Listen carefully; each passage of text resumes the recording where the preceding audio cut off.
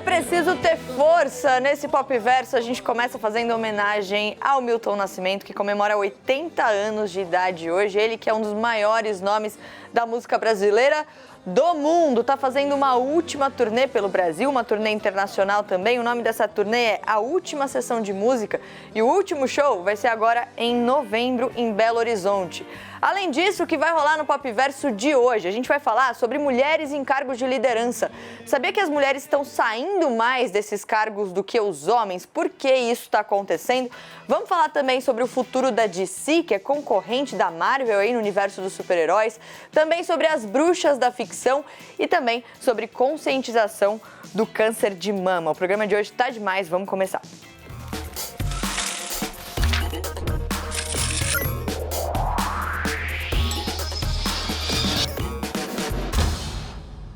Vamos começar falando sobre mulheres em cargos de liderança. Antes de mostrar o levantamento que a gente separou, é importante falar que, sim, a gente precisa cada vez mais de mulheres em cargos de liderança. Mas um levantamento lá nos Estados Unidos mostrou o seguinte: as mulheres estão saindo mais dos cargos do que os homens. Esse movimento está sendo chamado de Grande Separação, que é uma brincadeira com aquele movimento recente da Grande Resignação Americana.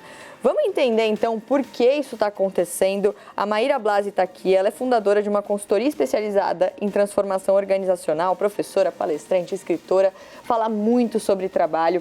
Maíra, uma pesquisa, então, de 2021 dizendo o seguinte: 10,5% das mulheres líderes pediram demissão, enquanto 9% dos homens em cargos de liderança fizeram o mesmo. Não é uma diferença ali muito grande, mas tem alguns motivos ali que foram citados por essas mulheres. Elas têm tanta ambição quanto os homens de serem promovidas e reconhecidas pelos seus trabalhos, mas, novidade para ninguém, surpreendendo um total de 0 pessoas, elas enfrentam mais obstáculos. Elas querem uma melhor cultura no trabalho e elas se sentem sobrecarregadas e pouco reconhecidas. É um cenário que, enfim, a gente sabe que existe já há muito tempo e não avança. Ai, menina, nem me fala. Né? Rindo de nervoso, né? Aquela plaquinha, eu não acredito que eu tô nesse ano, tanto falar, né? Então, esse desequilíbrio da liderança já é um número conhecido pela gente, infelizmente. E foi muito curioso quando essa pesquisa saiu, que eu me identifiquei muito, porque eu sou uma mulher que já ocupei cargos altos de liderança e não me reconheci muito ali. E às vezes a gente não consegue tangibilizar, e eu gostei que eles trouxeram alguns pontos. Esse ponto da gente sofrer alguns impedimentos no meio do caminho. Eu sou uma mulher que sempre falei assim, de uma maneira assertiva, e eu sempre brinco, né? Quando eu falava, ficavam, ai, Maíra, você é grossa ou é arrogante. Pô, se fosse um homem falando do mesmo jeito, eu não sei se seria visto assim. Você precisa ser a mulher doce para ser reconhecida dessa maneira, né? Exato. O segundo ponto que me trouxe mais atenção, essa questão da exaustão. Que as mulheres estão exaustas, outros estudos já tinham apontado, principalmente quando se fala do cuidado da casa e do cuidado no geral. E o estudo ele dá um foco falando que as mulheres também estão mais sobrecarregadas porque elas são as mais interessadas em diversidade, inclusão e cuidado com o time. Sim. Com essa questão de segurança psicológica, colaboração e tal, empatia, que muito tem se falado no mercado. Parece que as mulheres estão se esforçando mais nesse sentido, só que isso não está em meta nenhuma. Isso não é reconhecido e elas terminam exaustas. E no final das contas o estudo diz isso, né? Que para cada uma mulher que entra num cargo de diretoria ou de liderança, 2 saem em busca de oportunidades melhores que contemplem isso. Você acha que essa nova geração de mulheres, uma geração que chega questionando mais, que começa a vida profissional em um cenário completamente diferente do cenário que a gente começou, é uma geração que começa a entender o trabalho de maneira diferente também? Não é mais aquela coisa do eu vou ficar nessa empresa por 20 anos, 30 anos. Não, eu vou procurar o que faz sentido para mim. Exato. Eu percebo que algumas mulheres já da minha geração têm esse comportamento. Então as meninas que vêm olham pra gente e falam, bom, eu não vou passar pelo que elas passaram, e se elas estão revoltadas, imagine eu. Eu percebo que começa a existir um questionamento mais amplo sobre o que é trabalho, o significado do trabalho, o espaço que ele ocupa, e as mulheres têm questionado mais porque tudo que foi pensado por trabalho não foi pensado para contemplar a gente, na minha visão. Quando a gente percebe se a maioria dos cargos de liderança tem homens, tudo que a gente pensa sobre liderança, práticas de trabalho, práticas de organização do dia a dia, foi com esse viés um pouco masculino. E aí as mulheres não estão se sentindo contempladas mesmo com o que se apresenta. Esse dia a dia, essa rotina, isso não combina comigo. Eu acho que as mulheres sofrem mais esse impacto. Mas pelo que eu percebo e tenho estudado, as pessoas, de uma maneira macro, homens e mulheres, pessoas de todos os tipos, têm questionado a sua relação com o trabalho. Né? O tal do trabalho enquanto eles dormem, a meritocracia, várias abstrações organizacionais que foram muito reforçadas nos últimos anos estão caindo por terra. Isso não são só as mulheres. Só que eu vejo que o movimento acaba sendo de mulheres, maiorias minorizadas. Por quê? Porque as estruturas organizacionais, elas são essencialmente masculinas. Então, quem está incomodado? Sim. Somos nós, não somos os homens, entende? Tem mais alguns dados pra gente dividir aqui. A Maíra falou, né, sobre o esgotamento das mulheres. 43% das mulheres líderes estão esgotadas, em comparação a 31% dos homens líderes. E aí, pra gente encerrar a nossa conversa, pelo 8º ano consecutivo, essa pesquisa percebeu um degrau quebrado que muitas mulheres encontram na escada para liderança. Para cada 100 homens promovidos do nível básico a gerente, só 87 mulheres são promovidas. E aí, se a gente faz o recorte racial, esse número é ainda menor. 82 mulheres negras são promovidas. É um problema estrutural? Exato. Eu sempre tenho defendido isso, que a gente, às vezes, cai numa armadilha de culpabilizar indivíduos. O culpado é fulano ou é ciclano. Isso é um problema estrutural, de base. Se eu entro numa sala e não vejo mulheres numa sala de liderança, como é que eu me sinto ali? Se uma pessoa preta, tem uma frase nesse estudo que fala, se eu sou a única pessoa preta na sala, eu fico com muito medo de fazer qualquer coisa errada e vão pensar, será que eu vou dar a chance para outra pessoa preta, já que essa daqui errou? Então eu vejo que existe uma coisa estrutural que não permite que a gente avance. Então esse degrau não consegue, parece que a gente chega nesse limite e a gente empaca ali. A gente fica numa base de liderança e conforme vai subindo, vai só piorando. Esse degrau empaca e a gente não vai adiante. Maíra, você é fundadora dessa consultoria, você é palestrante, você é escritora, você também é saxofonista. Então, assim, ela faz absolutamente tudo, gente. Além de ajudar a gente a entender um pouquinho melhor sobre esse infeliz cenário, ela também ainda toca saxofone. Genial, adorei. Obrigada, né, gente? O nome da minha empresa é Subversiva porque eu percebo que a gente precisa substituir o jeito que a gente trabalha. A gente precisa de novas práticas de trabalho e uma das coisas que eu defendo é a integralidade. Essa coisa de separar trabalho da casa é uma coisa que prejudica as mulheres. Com certeza. Né? E essa coisa de ser artista e ao mesmo tempo palestrar e falar sobre trabalho, eu acredito que me acrescenta muito, que me torna mais criativa, que é sendo quem eu sou que eu consigo trazer algo de diferente para o mercado. Então, essa tem sido minha pauta. Que bom que você gostou. Demais, eu adorei conversar com você. Volte sempre, Maíra. Espero que a gente consiga conversar sobre números melhores. Sim, eu também. Se o bloco de notícias de hoje começa com Rihanna, a gente começa feliz, ainda mais com a notícia de que agora ela é oficialmente a artista mais rica do mundo, artista de música, segundo a Forbes. Por quê? Ela já era a artista mulher mais rica, mas o topo dessa lista geral de música era do Kanye West, o rapper, né, que a gente vê se envolvendo em polêmicas recentemente, depois que ele perdeu o contrato com a Adidas por causa dessas polêmicas, por causa dos comentários antissemitas que ele fez, ele saiu da lista dos bilionários e aí Dona Riri assumiu o título, ela que tem um patrimônio avaliado em 1,4 bilhão de dólares, mais de 7 bilhões de reais. Lembrando que, além de cantora, a Rihanna também é empresária, ela tem a marca Fenty. E aí o que ela fez? Porque ela quer estar no noticiário. Ela anunciou ontem no Instagram que o próximo desfile da linha de lingerie dela vai ter apresentação de 4 artistas, incluindo quem? Anitta. Esse desfile vai rolar no dia 9 de novembro. Mais notícias de Rihanna. Rihanna no universo Marvel, será? A Marvel publicou ontem no Twitter um teaser de uma novidade relacionada ao filme Wakanda pra Sempre, que tá chegando em novembro também. E esse vídeo tem esse destaque aí, ó, pra letra R. E aí a internet, claro, não perde uma, começaram a especular que talvez a Rihanna tivesse na trilha sonora. E ela mesma confirmou, ela foi lá e tweetou hoje um teaser confirmando a música Lift Me Up, que vai ser lançada sexta-feira agora e vai fazer parte da trilha sonora de Pantera Negra, Wakanda pra Sempre, uma música que foi escrita como um tributo à vida e ao legado do Chadwick Boseman, que é o ator que interpretou o Pantera Negra. Infelizmente, ele morreu em 2020 por causa de um câncer. A gente está falando aqui sobre a Rihanna e sobre a Marvel.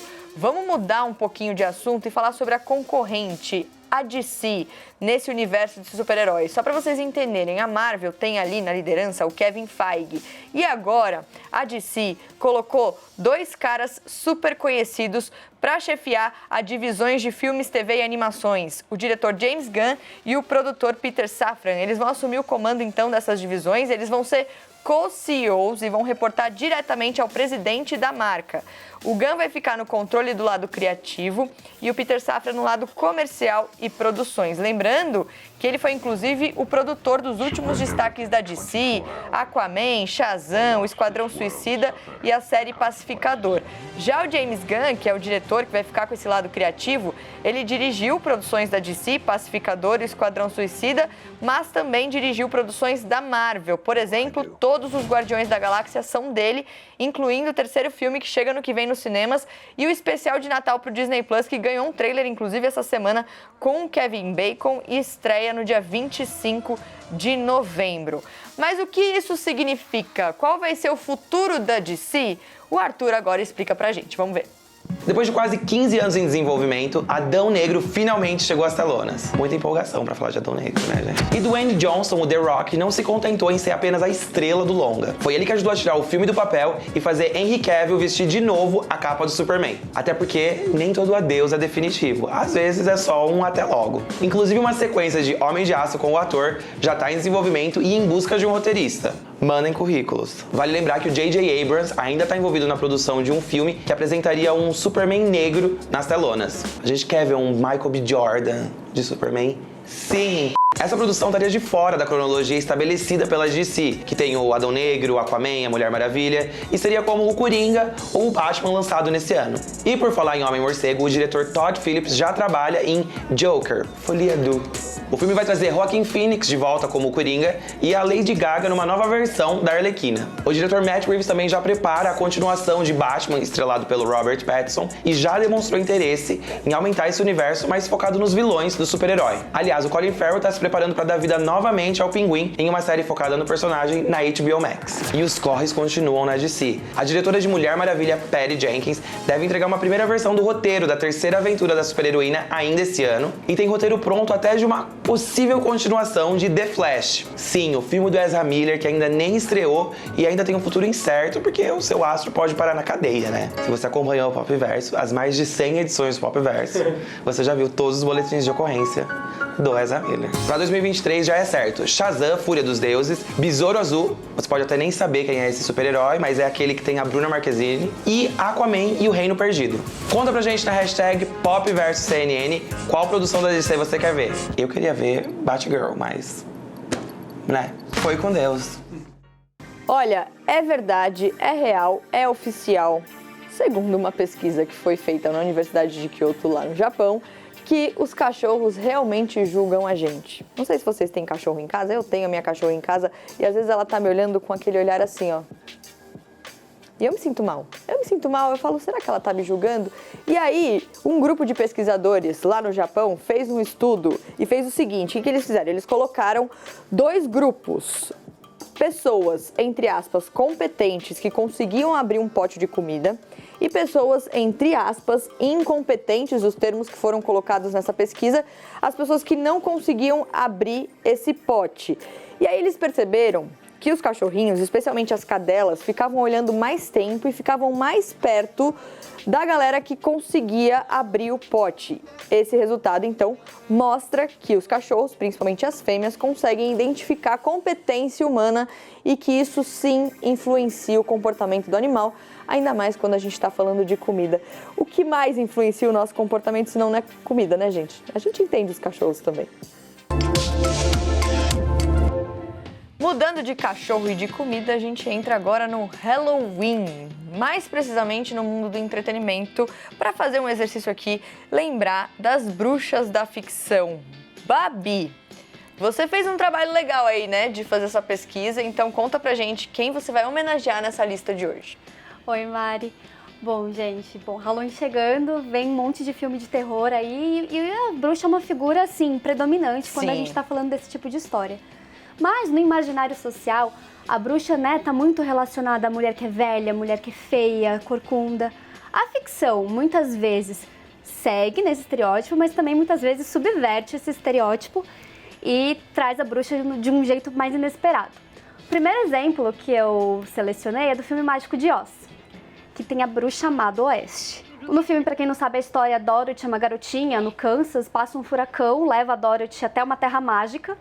E quando ela chega na Terra Mágica, ela causa destruição, digamos assim, e acaba matando a bruxa má do Leste. O que desperta a fúria da bruxa má do Oeste. Como assim? Essa garota matou minha irmã. E aí a Dorothy tem o desafio de enfrentar a bruxa e procurar o feiticeiro para voltar para casa, o feiticeiro mágico de Oz. Grande clássico. É um grande clássico, mas o que é interessante sobre esse filme é que em 1995 escreveram um livro reimaginando o passado da bruxa má do Oeste. Uau! É, porque assim, ela é má só por pura maldade? Existe uma história, né? É, reimaginaram, falaram assim, vamos ver que alternativa pode ter acontecido na vida dela para tornar ela má. Esse livro se chama Wicked e tem até um musical hoje inspirado na história desse livro. Próximo na lista. Próximo é Sabrina. Sabrina, ela é uma bruxinha que apareceu pela primeira vez na série Art Comics, lá nos anos 60. E aí, nos anos 90, criaram esse sitcom. Então, a gente tá vendo uma história de bruxa com um tom de comédia. E assim, ela é uma bruxa de 16 anos que acabou de descobrir os poderes dela. E ela tá ali tentando lidar com a adolescência, com a descoberta dos poderes, manter tudo isso em segredo. Tem uma coisa adolescente, né? Ela era loira, aquele estereótipo da garota americana, né? E até interessante que em 2018 a Netflix fez uma nova adaptação sobre essa história, mas é uma adaptação um pouquinho mais sombria, mas ainda assim a garota tem 16 anos e ela tem que escolher entre ir pro mundo mágico ou continuar lidando com as pessoas que não são bruxas. Babi, de uma protagonista para 3. Para 3, vamos falar das irmãs Sanderson. Eu escolhi esse exemplo porque a Disney lançou agora em setembro a sequência do filme Abracadabra, que foi assim um sucesso nos anos 90. A premissa dos dois filmes é muito semelhante. São 3 irmãs bruxas que foram banidas centenas de séculos atrás e aí numa noite de Halloween elas são acidentalmente evocadas, assim. Eu não assisti o segundo ainda, tô bem curiosa pra ver. O primeiro é um grande clássico. O segundo ele conversa muito com o século XXI, assim. Quero muito ver. Agora a minha preferida. Sim, a minha também. Sempre, de todo mundo. Eu vou falar agora, gente, da Hermione, a bruxinha do Harry Potter, é uma das melhores amigas do bruxinho. No primeiro livro do Harry Potter, ela já aparece nos anos 90. Em 2001, a gente ganhou, né, essa sequência de filmes baseados nos livros da J.K. Rowling. E o fato curioso sobre a Hermione é que ela não é filha de bruxos, ela não é de família bruxos. Ela simplesmente um dia acordou e tinha uma cartinha de Hogwarts para ela, convidando ela para participar da escola de magia. Então, acho que ela representa o sonho de... Ela é demais, ela é de demais. Todas nós. E a gente tá falando da Emma Watson, que é maravilhosa, né? Babi, vamos trazer pro Brasil, então, a lista. Vamos trazer. Eu vou falar agora, gente, da Cuca. A Cuca, a gente conhece muito ela por conta dos livros do Monteiro Lobato, né? Os livros do Sítio do Pica-Pau Amarelo. Existiram adaptações na TV nos anos 70, depois no começo dos anos 2000. E aí a gente conhece essa figura dela em formato de jacaré, né? Como uma forma de jacaré. Mas a Cuca, no folclore brasileiro, ela é retratada como uma velha idosa que vai atrás de crianças desobedientes. Então ela tem esse papel mais... Eu tinha um pouquinho de medo, coisa pouca. Babi, a gente tem aí uma menção honrosa no final. Não é bem uma bruxa, mas quem aqui nunca ouviu falar da bruxa do 71, do Chaves? Ela tem um estereótipo, né? A mulher velha, rabugenta, e as crianças ali do bairro do Chaves se incomodavam com ela e chamavam ela de bruxa. Clássico, bruxa do 71, Dona Clotilde. A gente ama Chaves. Babi, obrigada. E vocês estão aí assistindo aqui, ó. Manda lá na hashtag PopVersoCNN qual é a sua bruxa preferida da ficção, porque aí você conversa com a gente também. A gente sempre fala aqui, né, que às quartas a gente usa rosa. Afinal, essa é uma referência, né, de um filme, Meninas Malvadas. Mas a gente tá também no mês Outubro Rosa, que é um mês de conscientização para o câncer de mama. Então, antes de encerrar o Pop Verso de hoje, a gente vai trazer esse alerta aqui, porque olha só, quando você detecta um câncer de mama antes, quando você faz esse diagnóstico precoce, as chances de cura chegam a até 95%. A gente trouxe também alguns dados aqui para ilustrar um pouco o contexto do câncer de mama aqui no Brasil. Mais de 66 mil novos casos de câncer de mama devem ser diagnosticados no país até o final de 2022, esse ano. 40% dos novos casos de câncer de mama acontecem em mulheres com menos de 50 anos. é sempre importante falar sobre a autoobservação. Qualquer nódulo que você encontrar na sua mama, é importante procurar um médico. Lembrando que o exame, ele é oferecido para as mulheres a partir de 40 anos no SUS. E aí a gente reuniu aqui também algumas mulheres que já tiveram câncer de mama e falaram abertamente sobre isso. Vamos para o nosso telão para a gente mostrar aqui alguns exemplos. Olha lá, Angelina Jolie, ela que falou para o New York Times que fez uma mastectomia dupla preventiva em 2013, fez um exame genético, inclusive isso gerou bastante polêmica na época, e segundo os médicos, ela tinha 87% de chances de ter câncer de mama. A mãe dela teve a doença e morreu com 56 anos. Aqui do lado dela, a Jane Fonda, que é uma super atriz, super ativista. Em 2010, com 72 anos, ela escreveu no blog dela que ela fez uma cirurgia para remover um câncer de mama. Arlette Salles, que recebeu o diagnóstico em 2014 com 72 anos e no mesmo ano ela foi considerada livre da doença. Maggie Smith, uma atriz também super bem sucedida, super conhecida em Hollywood, descobriu um nódulo no seio em 2007 e passou por quimioterapia enquanto ela estava fazendo um dos filmes do Harry Potter. E aqui tem a Wanda Sykes. A Wanda Sykes, que é uma atriz de comédia incrível. Em 2011, ela contou que teve câncer de mama e também teve que realizar uma mastectomia dupla. Mas, é importante dizer, né? A gente está aqui falando sobre o exame de câncer de mama. Como eu disse, o direito para realizar o exame de graça via SUS é garantido por lei para mulheres acima de 40 anos. Lembrando que a recomendação é que a mamografia seja mesmo realizada anualmente por mulheres dessa faixa etária. Antes de encerrar o programa de hoje, a gente também queria fazer uma homenagem à nossa colega jornalista Susana Naspolini, que infelizmente morreu com 49 anos por causa de um câncer. Ela estava internada em São Paulo, em estado grave, por causa de um câncer que estava em fase de metástase no osso da bacia. Ao longo da vida, a Susana lidou com um câncer e fez tratamentos. Ela conseguiu se curar algumas vezes, mas essa triste notícia deixou a gente realmente muito triste. A gente sente muito a perda da nossa querida colega Susana Naspolini. Amanhã a gente está de volta, gente.